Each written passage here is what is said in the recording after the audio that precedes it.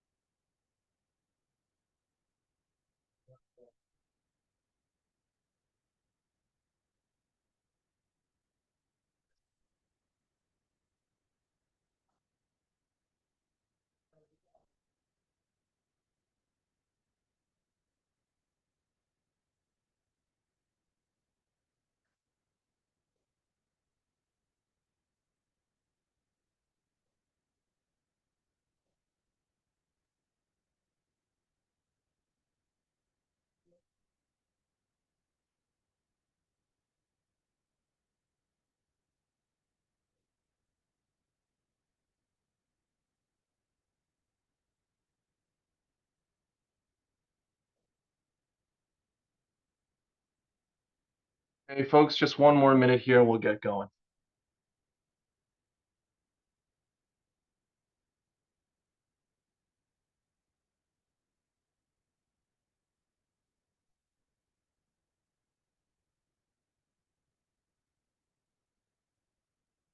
Okay, it is 12:02, and I figure we might as well get the session started here. So, welcome everyone again, and thanks for joining us. My name is Stefan Blanchette. I'm an associate here at Alberta Council, and I am very lucky to be joined by my two panelists for this discussion I will be moderating, Cole Hogan and Aileen Burke. So first, just for some quick introductions, Cole, I'll turn it to you as well.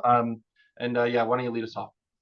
Sure. So I am Cole Hogan. I'm originally from Prince Albert, Saskatchewan. Currently reside in Ottawa, but I've been working in politics for about 15 years now. I've worked in Saskatchewan politics. I've worked in opposition and in government in Alberta. I've worked in Ontario politics as well, and a few campaigns in the federal space. Most famously or notoriously, I ran a good chunk of the digital advertising campaign for Doug Ford in the 2018 Ontario election and Jason Kenney in the 2019 Alberta election. So lots of campaign work all the time, and that's the Cole's notes on Cole. Perfect, thanks, Cole. And Aileen, how about yourself? If you could please give us a quick intro. Hi all, thanks for joining us. My name is Eileen Burke. I am the director for the nonprofit and voluntary sector portfolio here at Alberta Council. In my previous life, I've run for every order of government, also been involved in numerous federal, provincial, and municipal campaigns across the board. So looking forward to chatting. Yeah, thanks, Aileen. I'll, of course, appreciate having you both with us for this webinar. We've got expertise from both ends of this political spectrum, with Aileen having a little bit more experience on the nonprofit side and Cole being a conservative strategist. So hopefully we can bring you a pretty fulsome understanding of the budget for the most part. I mean, might be a little difficult to do in an hour, but we'll do our best. So getting into the agenda for this discussion, we have some of our key topics, I guess I'll say, excuse me, uh, starting with a general budget overview and then going through, I guess, yeah, just really the things that stood out to us most with this budget. We've been pouring over it, I think, ad nauseum for the past couple of days. I think it's fair to say, and there's a lot in this thing. It's quite a dense document, everyone. So please bear with us. We're going to try to bring you as much info as we can and keep it relatively light if possible. So moving to our general budget overview. Cole, I would love to start with you. We have some themes in this budget. Spending less to invest more. There's a lot in this thing for, I mean, investment in our infrastructure, productivity, and the rest. But is this a prudent budget? Is this a budget that is going to, in your opinion, stoke investment in the economy, or is this a little underwhelming?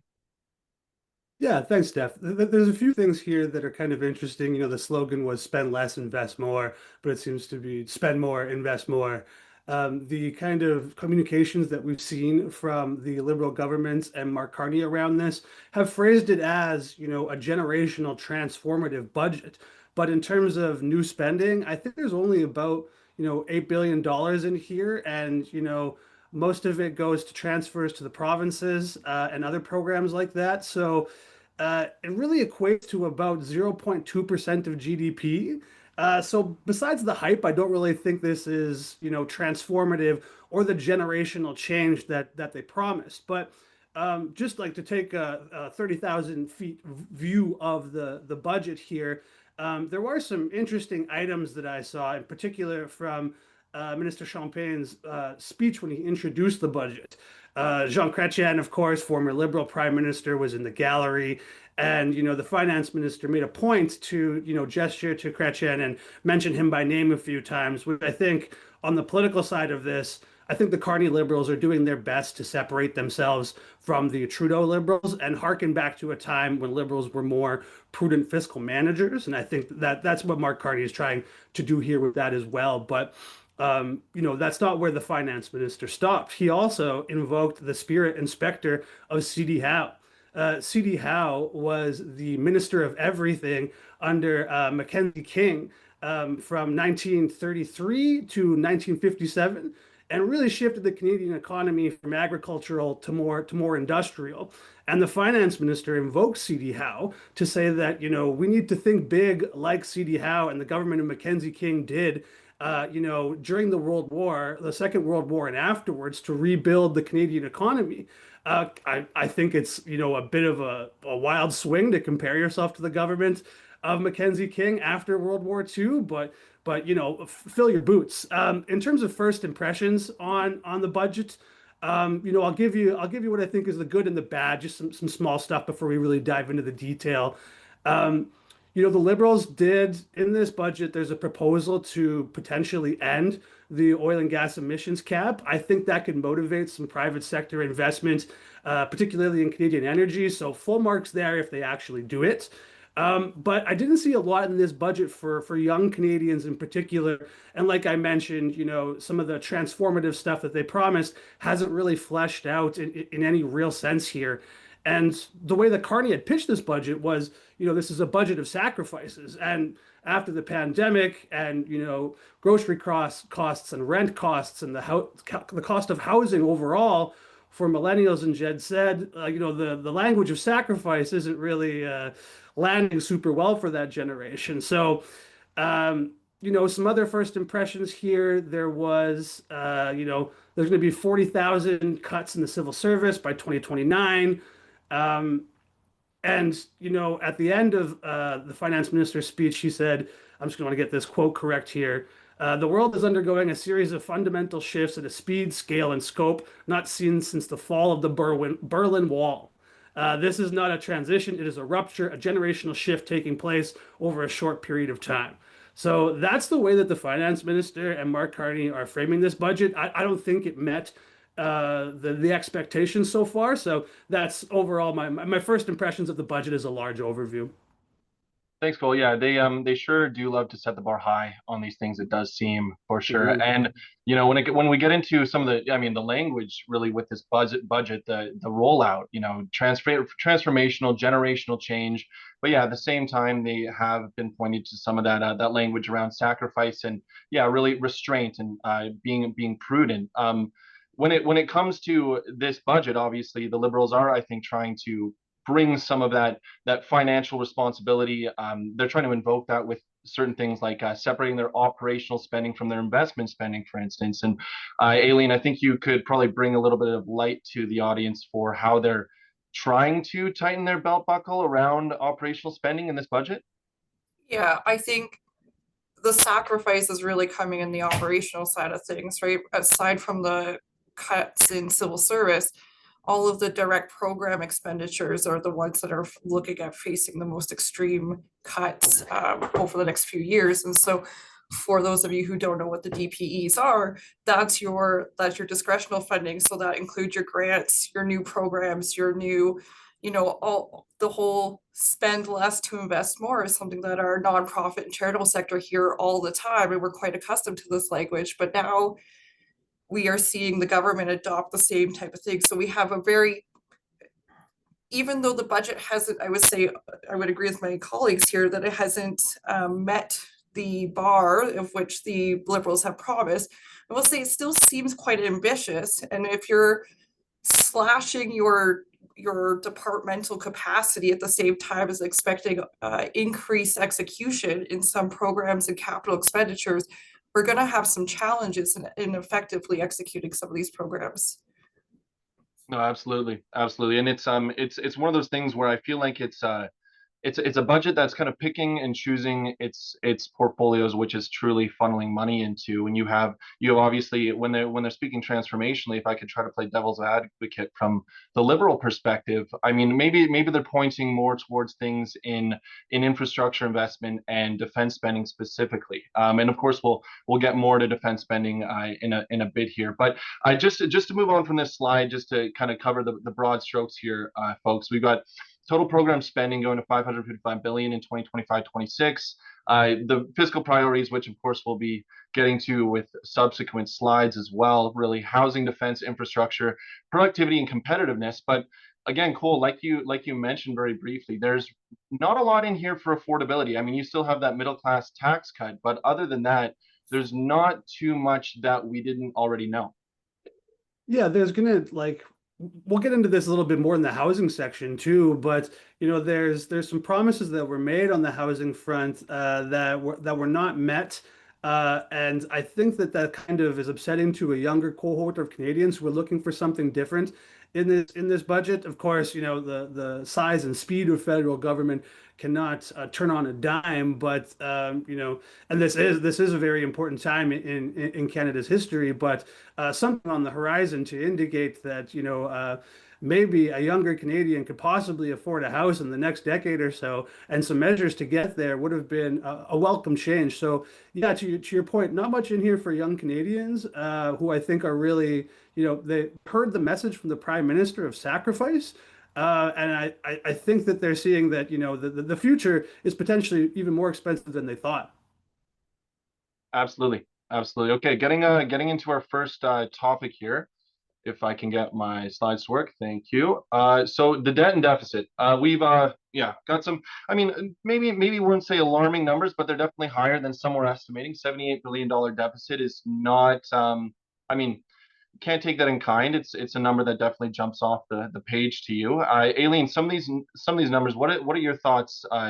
Just in a broad sense on having a deficit this high, what this means for debt servicing and so forth. I mean, I look at debt and deficit definitely different from a different angle than some of my conservative colleagues for sure. I think it's a necessary evil to a certain extent. Obviously, fiscal responsibility is important and we can't spend ad nauseum. But when we are sacrificing essential services and programs to try and keep budgets low, it's short-sighted and reactionary, because we wind up spending more on the back end because we've cut a lot of our social services or our safety net, which then show up in our emergency rooms or our justice systems or et cetera, et cetera. So we wind up paying more in the long run to try and keep these numbers on paper down. So important to keep within reason. Obviously, I'm not saying that we should not be reasonable and expect to be prudent, but we also have to think longer than 2 or 3 years down the road and the consequences of our actions later on and what that's going to cost us and frankly, our future generations moving forward. No, fair point. And as well, I mean, when you have a deficit in the vicinity of $80 billion, you would expect less cuts to social servicing and programming. I feel like they're really choosing where they're putting their money with this one. And I understand the private sector and the stagnant economy there is really the primary factor they're trying to address here, along with housing. But when you have an $80 billion deficit and you're still seeing program cuts, it's a hard pill to swallow. I mean, it just shows where government is putting their priorities, right? And so we have this conversation about priorities all the time, and every organization, every municipality, every order of government has to have this conversation about where they want to set their priorities, and funding follows those priorities. this government has chosen to prioritize infrastructure funding and defense funding, which is fine and dandy. We need infrastructure funding, we need defense funding. But I think to a certain extent, we've done that at the expense of other critical pieces of the puzzle. Yeah, and I'm just going to jump in here. I think Eileen's exactly right. And, this budget is a far departure from the Trudeau years. Prime Minister Trudeau used to say things were going to grow the economy from the heart outwards. This is an economist document. Like this was a dense document filled with material that took a considerable amount of time to go through. But it is definitely a departure from the Trudeau years. But long gone are the talks of the fiscal anchor. Look at the deficit numbers here on a year by year basis. We're upwards of 50 billion, and that is interesting to see. Chrystia Freeland did resign from caucus when Justin Trudeau was prime minister over the fiscal update that Trudeau wanted her to present. So that's kind of like those concerns have been blown out of the water by this budget too. So that's an interesting thing to watch. But in terms of the Alberta angle, we've seen that Prime Minister Mark Carney made the choice to separate investment and capital spending into those two buckets. Alberta tried this under PC government and Premier Alison Redford, and they divided the budget into three buckets. It was operating capital and savings. And they were criticized by the opposition at the time for making the books opaque and not transparent. And the budget was lambasted for not being transparent. And this experiment only lasted 2 years. So I wonder going forward if this is something we're going to continue to see where the budget is divvied up like this. We still know the total deficit number, but is this now a different system of measurement the federal government will use to say like, oh, this is capital investment, so or capital spending, so don't worry about it, or point people in a different direction? And will they get long-term criticism for organizing the budget this way? And down the road, do we see the budget consolidate back into one piece? That remains to be seen. No, good point. And just to draw our viewers' attention to the chart that we have up on the screen right now, there's a bit of a new construct within this budget talking about eventually bringing the operational deficit in line, and still though continuing into 2029, 2030, we're still going to be looking at a $54 billion deficit, which 5 years from now, that's still what, I give or take $10 billion above the fiscal anchor the Liberals had previously set for themselves. So very good points. I do think though, Aileen, there might be a bit of an issue around credibility when it comes to this government. We've had now the same ministers, or give or take the same ministers, about 85% of them anyways, continue on into Mark Carney's cabinet, and they have as well in this budget, whether it's overtly implied or it's in the subtext, they have picked issue with some of the quote unquote unsustainable advances of the bureaucracy from the previous government. There's issues there which they're definitely trying to counteract. But Aileen, is that a credible argument to make, considering that Francois Champagne, he was a key cabinet minister for the previous budgets as well? I don't think it's so black and white. Nothing in government happens in silos, and we have no idea what's happening behind closed doors. And that might be a more charitable assessment that I am accustomed to giving to my elected officials. But I think in terms of whether or not it's credible, it doesn't really matter if you have 85% re-elected people. You have a brand new leader at the helm of the ship, and they're going to course correct. And if you've got party whips and you've got closed door conversations, you have a new leader and you have to follow that lead. I mean, we see that provincially too. We like Kenny's version of governing versus Premier Smith's version of governing are very different styles, and you have to, ministers have to shift accordingly. And so I don't think it's completely fair to consider it hypocritical. I think there's some accountability that needs to be held still, but you have a new leader and you have to adjust course. Yeah, I'll add to that too by saying, the size of the federal civil service couldn't just balloon forever. And it very much did so under Justin Trudeau. So Mark Carney coming into government and saying, look, we are going to make some quotes or some cuts, I should say, 40,000 in the next 4 years by 2029.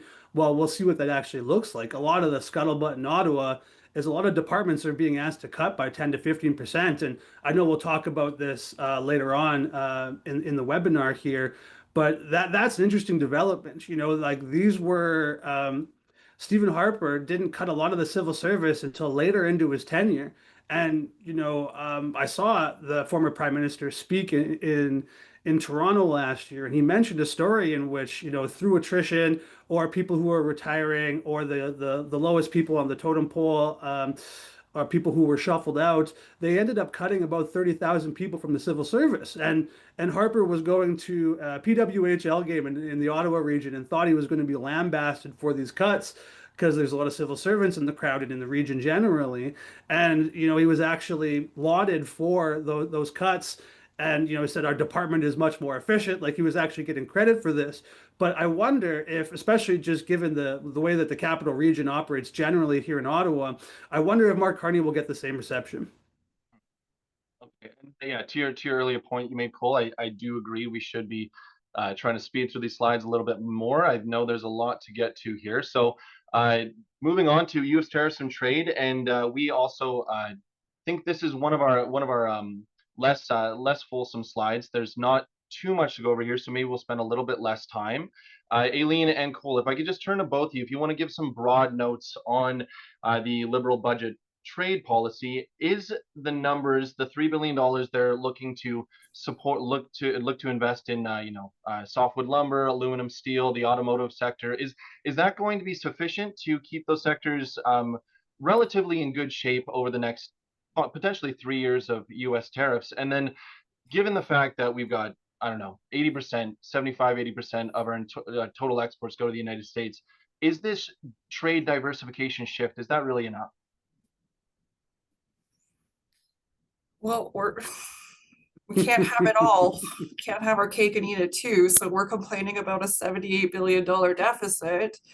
And also, on the other hand, trying to say this probably isn't going to be enough funding to counteract tariffs and trade shortfalls. I mean, it'll depend on the volatility of the markets moving forward and the unpredictability of our colleagues in the States. But $4 billion over 4 or 5 years probably isn't sufficient to ensure that all of our markets are staying afloat. But what's the alternative? You either increase taxes or you increase your deficit, neither of which the public are generally particularly going to enjoy. And so again, priorities and balance, you got to make choices, and some of these choices are difficult.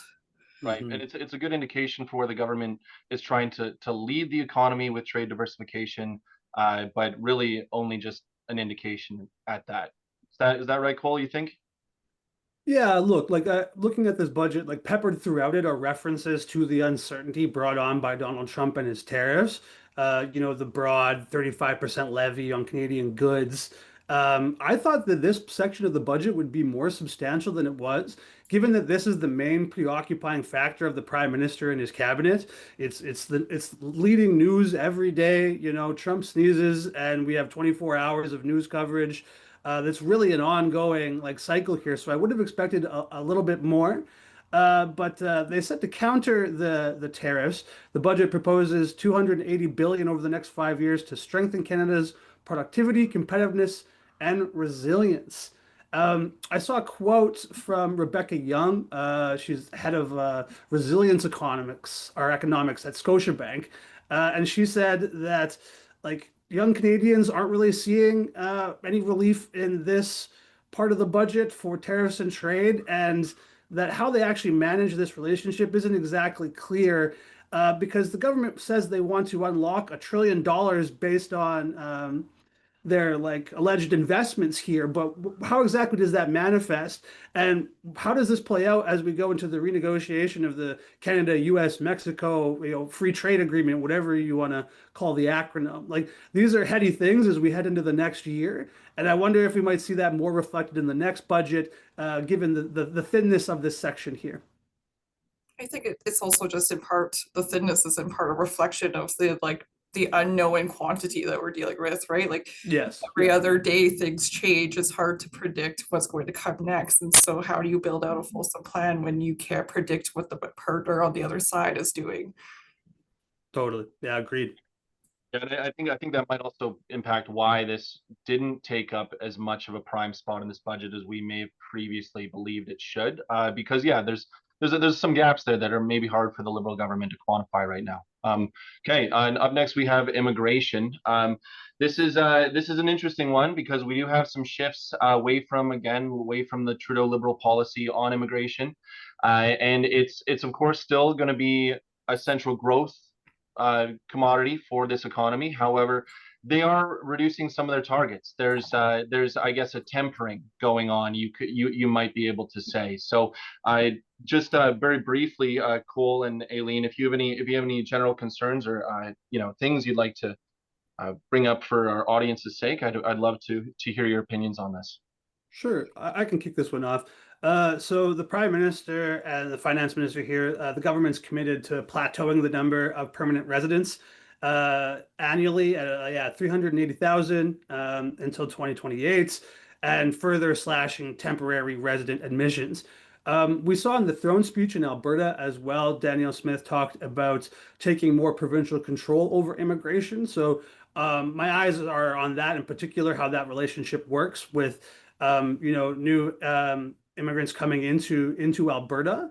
And what's interesting, and I know we'll talk about housing later in here, but what's interesting is that on the housing file, they note immigration as a major reason for an uptick in the price of housing and the cost of living, which I don't think you would have ever seen that in a previous Liberal budget. But the consensus on this conversation, I think it's been responsible. I don't think it's been overheated like you've seen in other countries, which I think is commendable. But clearly, the political consensus on this has shifted from where it was 10 years ago, just due to, like there's like 5 million extra people here, and there is a little by my last look anyway. So there is a conversation about, okay, how do we make this more efficient? Because it's not fair to the new Canadians that come here if they can't get access to housing or an affordable cost of living. So that's sort of the conversation that I'm watching as it relates to this part of the budget, because this is like a far cry from the Trudeau years.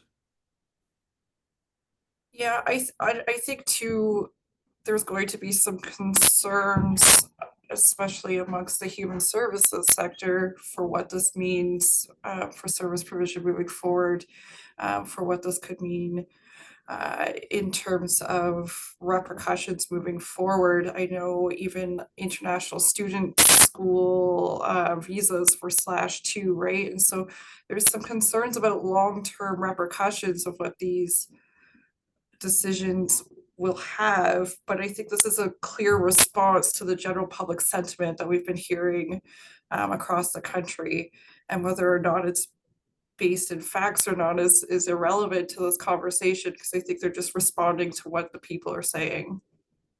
Yeah, I would agree with that actually. Yeah. It seems like there's the Liberals were listening to the political narrative in the lead up to the election, and even still surrounding immigration. So if I One could thing. just jump Sorry, yeah, in. go ahead, Cole. I just want to jump in quickly to just rattle off one stat here, because in 2018, 3.3% of Canada's population were temporary residents.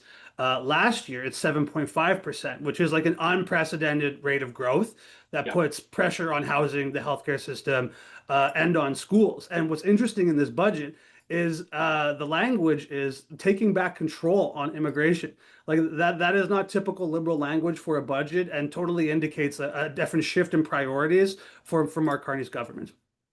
We're seeing an increase in focus on the economic skill set too, right? So the economic stream intake has increased by, I think it was 5%. It's went from 59 to 64%. And you can see there's funding dedicated for credential recognition and such like that too. So we're definitely more focused on the economic benefits of immigration. Right on. Yeah, and just to bring a little bit more of I guess a housing perspective to this as well. We'll get to housing and infrastructure in 2 slides, so I'm not going to be very thorough. But we're dealing with a very delicate balance in my understanding here because we have the immigration and permanent and new resident levels really propping up to a large degree our housing sector as well. And we're seeing in this budget the Liberal government continuing to want to inject more capital into that industry. So I know there's going to be a very delicate balance that the Liberals have to strike here with the demand side through immigration and of course as well not overjuicing the supply side while you're bringing that demand side further down. But moving on to what we have, crime and public safety, and yes, the Liberals do have a lot of things in this budget for crime and public safety. Nothing like the Conservative opposition party would like, adjusting bail laws or mandatory minimum sentencing or so forth. But there is injections into the RCMP, and there's also injection into the Canadian Border Service with not only personnel but some other details as well. If Cole, you want to lead us through some of those. Sure. So this is another part of the budget and just another file I've been watching pretty closely. We've seen the federal government and Justice Minister Sean Fraser announce multiple times the reverse onus policy for bail reform and for repeat offenders, which has been interesting to watch because they've announced it like 4, 5, 6 times. And clearly the Liberals want to demonstrate that they hear Canadians on this issue. The 1,000 RCMP officers, I think if you take a look around, downtown Canada, you see the need for that, and there is increasing pressure on the Liberals to do more on this file. In particular, the Conservatives generally, by all extensive polling, are far more trusted to deal with crime and public safety than the Liberals are. So I think you'll continue to see a focus on this. But the money dedicated here, I think, is worthwhile. There's a lot of extra cash for, cadet recruitment for the RCMP. These are things that I think are necessary and where the Liberals will want to focus to sort of, own this issue and try to, take back the political ownership of it by the Conservatives. Yeah, absolutely. They're maybe playing a little bit of catch up here, like you're saying. The polling numbers for the Conservatives are stronger on this issue, but still, I think it is. Yeah, it's a good indication they are trying to spend some time and focus on this. Oh, I mean, the Conservatives would call it a crisis. I don't necessarily know if we're there yet, but it's definitely necessary. So, at least in my opinion. But Aileen, if you had anything to add to this webinar for this topic, what would you say? I just think it's interesting to note that it feels like the federal government is trying to more stay in their lane when it comes to crime and public safety too. And so you see the national strategies that they're looking at launching, which is great, but they're keeping a lot of and this is in part due to the cuts in the DPEs, but they're keeping a lot of the programmatic type crime and public safety initiatives to a minimum and leaving that to the provinces and municipalities to execute. Right. Right.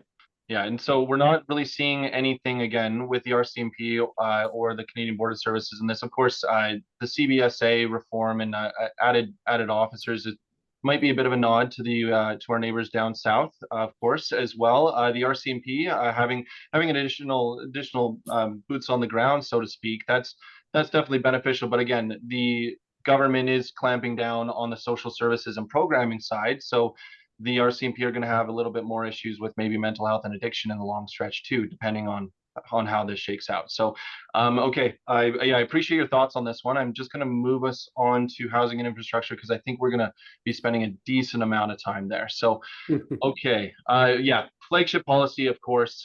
This is really the touchstone for the Liberals trying to eat away at the affordability issue, if I could say. So again, Cole, if you could walk us through some of these broad numbers, some of the really the more interesting developments in this. I know there's a new agency being set up, a new Crown Corporation to deal with housing construction as well. So maybe if you could just lead us into some of those topics. Sure. So I would say that housing and defense are probably the main parts of this budget. There hasn't been, with a lot of the Trudeau budgets, you had like one signature policy that they would precondition before the budget came out. and that would be the one identifiable thing that people could take away and say, oh, the budget was about this. Think about the capital gains tax, one of the last budgets that Chrystia Freeland put through. This one didn't really have a distinct through line, but if I had to point to two areas, it would be defense and housing. But the reality of some of the pledges here are pretty interesting. So they had the Build Canada Homes program, and what they've funded it at is about half of what they promised in the Liberal budget. So that's interesting to watch because they haven't met that commitment. I imagine they will receive some sort of criticism for that.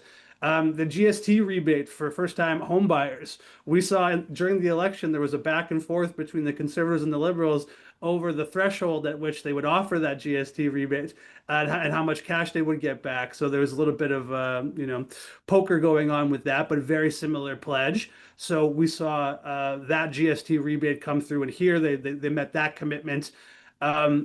There was another pledge too with the development charge relief that had been diluted and a little bit less funded as well. So that's been trimmed a little bit, and the Liberals also promised to bring back the multiple unit residential building tax incentive. Think of the 5-on-1s where the first floor is all commercial housing, then the next 4 floors are all apartments, things like that, and that's not in the budget. So we've in the housing section of the budget, I should say.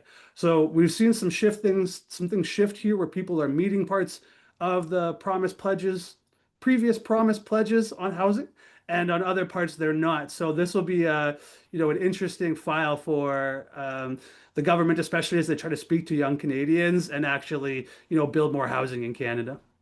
Yeah, and on that point, speaking as a young Canadian, I'm pretty interested in this Build Canada Homes initiative, and I even went after the budget was released and checked out their website, and looks like, I mean, their initiative is to build, I think, something around 50,000 homes over the next 5 years. And I think right now they're accepting proposals for development of a Crown-owned property in Ontario. However, I mean, Aileen, do we really need the Liberal government to step in as a housing developer? Is this kind of systemic change that we might need in our housing sector to really bring affordability more into balance?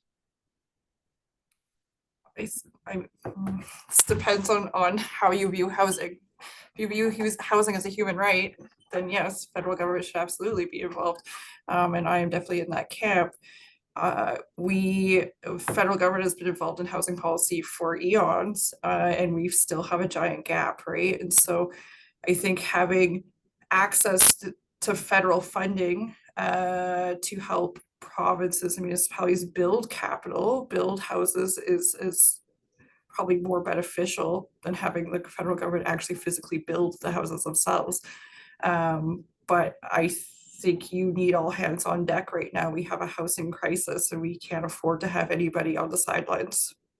Yeah, I would add to that by saying, like, some of this is on the provinces as well, like across the country, that this has to be a hand-in-hand thing to sort of actually get more houses built along with the municipalities. And we've seen a previous conversation, framed by Poilievre as the gatekeepers framing, where he was pledging to withhold federal transfer dollars on building houses to city councils who would not, build quickly enough.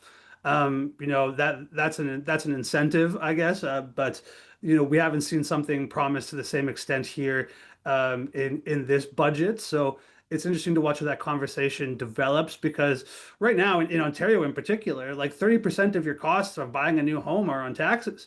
So this is another area where I think the Liberals are moving because they see that they have to.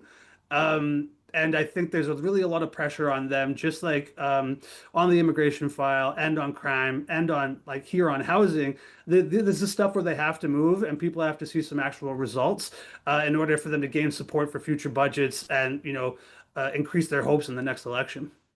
I think, Yeah, sorry, go ahead, Aileen. Sorry. I was just gonna say, from an Alberta standpoint, with Bill 18, the Provincial Priorities Act, we have a whole other barrier to access that we have to consider too, is depending on how this funding is allocated and through which arms of the GOC that they decide to allocate it.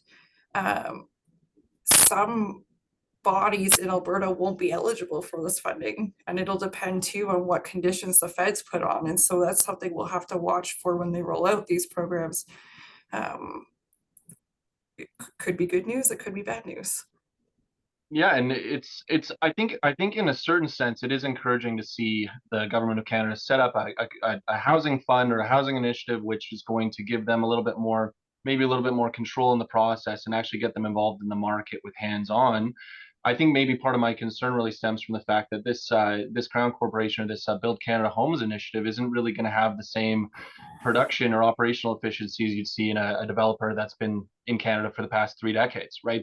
They're trying to, I think, signal the market again, but is this really something we're going to see deliver the housing starts that this country needs?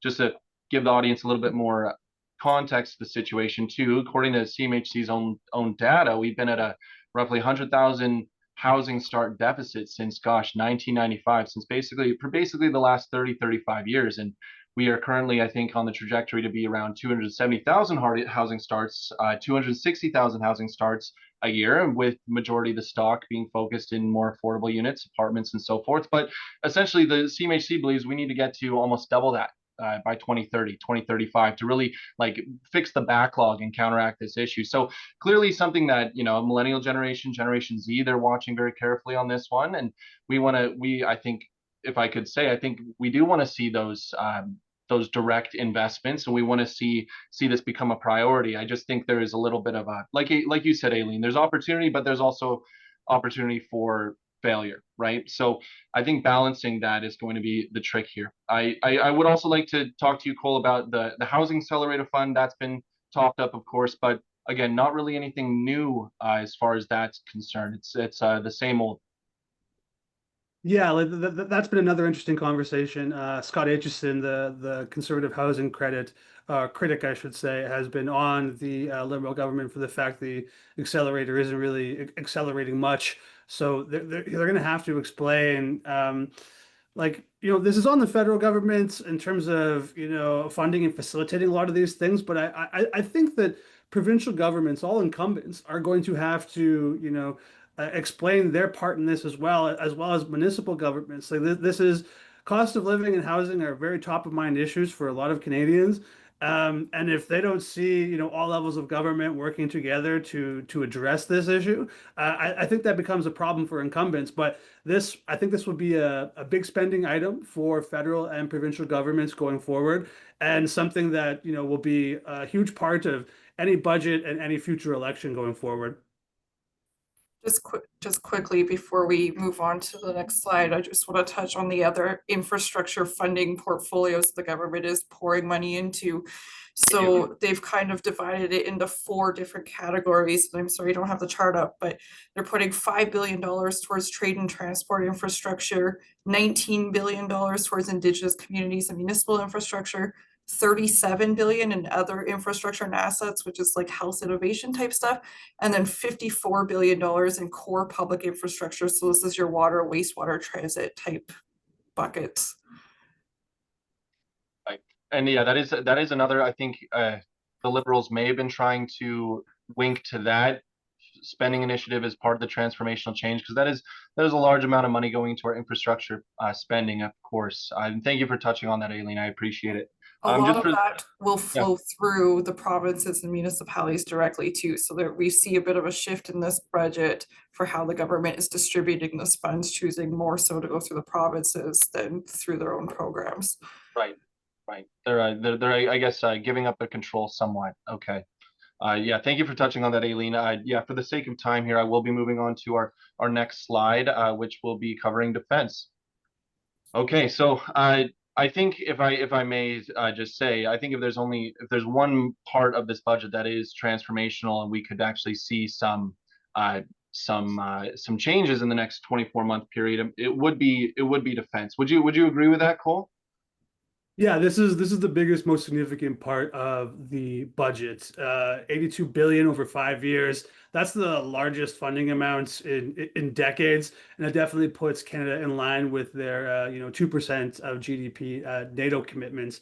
And part of this plan, the quote I think is to combat an increasingly dangerous and divided world. And isn't that the truth? But the spending document does little to indicate how close Canada is to meeting that NATO target. So there's a lot of money here for recruiting, training, new equipment. There's some questions around the procurement process and how exactly that's going to work with this new infusion of these billions of dollars. So in broad strokes, there'll be like some stepped up investment in the defense industry overall, but the budget doesn't offer a precise list of military equipment, but I think they intend to buy some submarines here as well. And the government has signaled it wants to swiftly develop or deliver a contract, but for those items and those manufactured goods.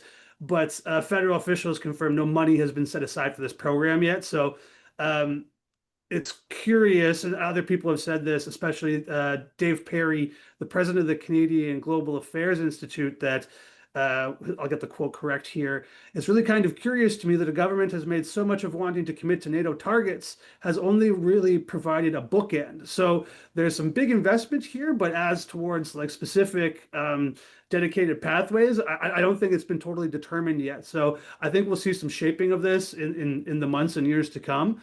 But overall, a historical significant investment. Yeah, and it's absolutely encouraging. I'm happy they are looking at procurement, because I think those that have had their ear to the ground on this one have known and witnessed the problems in our military procurement system for a long time now.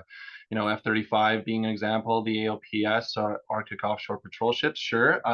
But as well, one thing that's actually quite crucial to note in this budget, I mean, going from 2% to 5% in roughly a 10-year period, that is quite a drastic increase. However, roughly 1.5% of that 5% total, that's going to be going towards something more specifically known as dual use infrastructure or military infrastructure, which also has commercial uses as well. And Aileen, I know a lot of that infrastructure, I think, is going to be targeted up north. I think they're going to be doing a lot of infrastructure expansion, whether that's railways or port facilities, you name it. I think the Canadian government is really looking at the Arctic as a major expansion region for military infrastructure. If you want to take us through maybe what dual use infrastructure really is, some examples, and what that would mean for the North. Yeah, I mean, the devil will be in the details here, but the opportunities are endless. And so when you're looking at dual use infrastructure, you're looking at expanding highways and building economic corridors and such. And you'll see in the narrative of the budget, there's a really big tie for defense, tied to economic security and supply chain sovereignty. And so when we're looking at dual use infrastructure type investments, is to help support this economic development arm and to diversify our supply chains. And so that gives us a lot of opportunity and a lot of gray area for what that will look like. Yeah, thank you, Aileen. And just to flash a few more numbers on the screen for a brief moment here, I think we are getting a little tight on time, so we're going to be moving to our public sector changes slide, and then we're going to actually, we do want to move on to climate as well, but I think we'll just wrap with public sector changes and then save some time at the end for questions. So Aileen, this is one that you've been paying quite a bit of attention to, I know. We have some pretty big cuts to the public service program funding as well as employment. So if you wouldn't mind walking us through some of the minutiae. Yeah, I mean, from my perspective, especially given the portfolio I work in, this is the one that alarms me the most. When you have direct program expenses dropping from 8.1% down to 0.5%, and you'll see in chart 35 there, the growth in expenses of -1% for direct program expenses. And there are direct quotes in the budget document itself saying, not this year, but the following year, 10% cuts in departments, followed by additional 15% cut in departments. That is alarming, and those are significant cuts. And so you can do a lot through attrition. 40,000 people is not going to be just by attrition. You are going to have, and they're going to have, early retirement options and all that fun stuff. But hiring freezes, all your discretional funding. So this again, this is your grant programming, this is your program initiatives, this is all the things that a lot of organizations, when you're already struggling to keep afloat or to provide services or what have you, and you're seeing budget cuts from the provinces, or you're seeing downloading across orders of government, and then you see an additional cut to program funding, there's cause for concern. Now, say the transfers to persons through, you know, your child tax benefit and your disability benefit and all that jazz, that's being invested in, and you'll see that in the major transfers to person column. But that means you should be cautious about looking for new opportunities to expand programming or continue existing programming, because a lot of that discretional stuff may end very soon. And just before I turn to you, Cole, Aileen, would you mind giving us a little bit of a summary as to your thoughts around the digital efficiency strategy that the Liberal government's going to be unveiling? And I mean, what does this mean for you necessarily? Maybe with a specific tune to the social service side.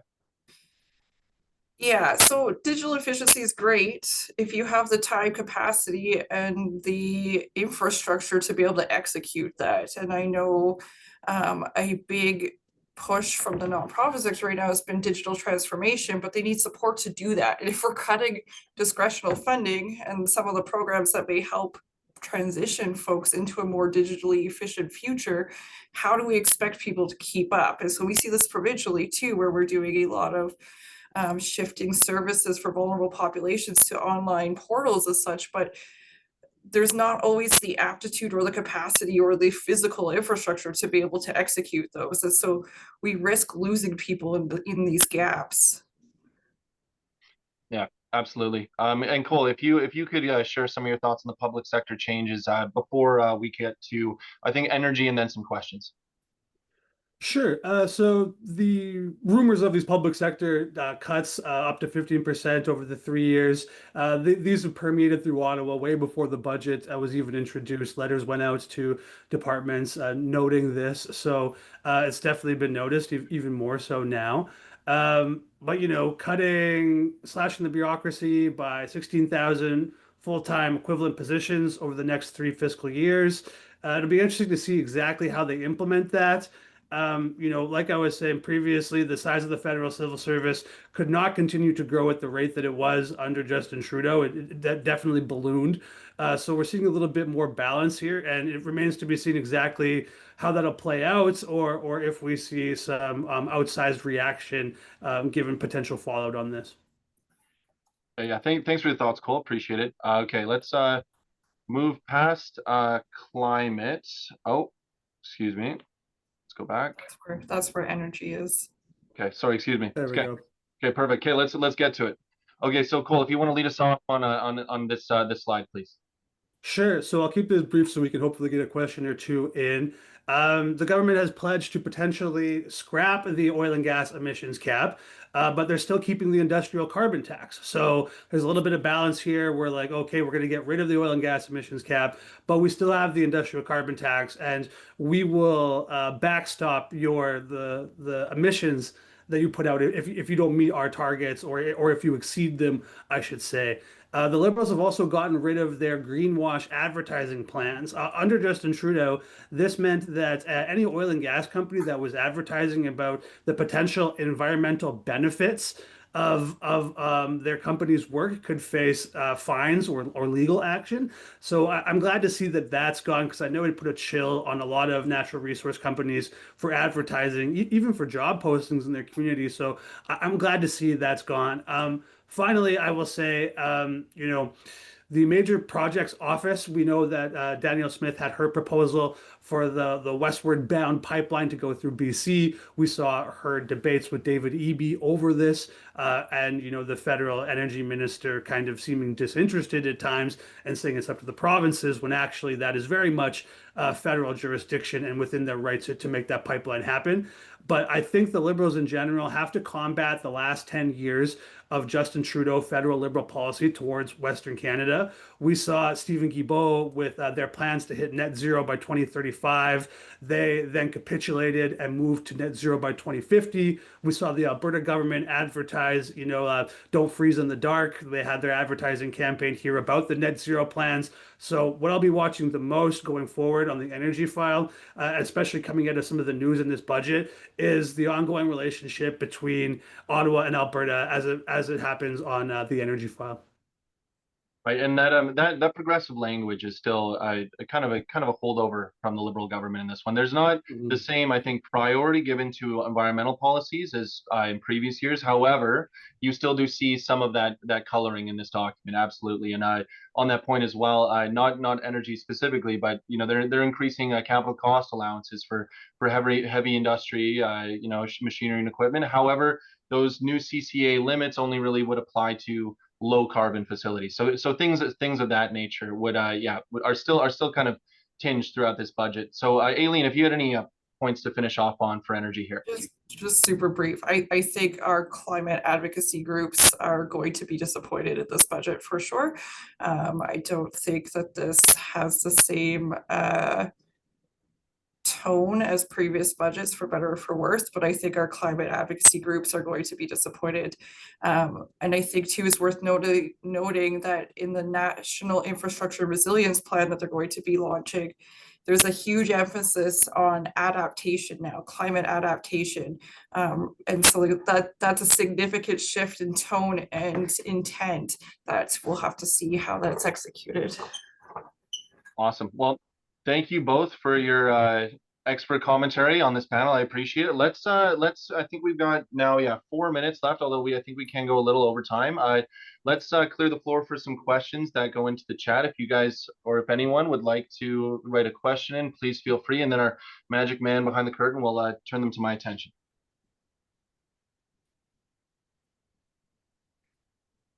One of the questions, what is the general sentiment of the Alberta government as regards the Indo-Pacific strategy for market diversification?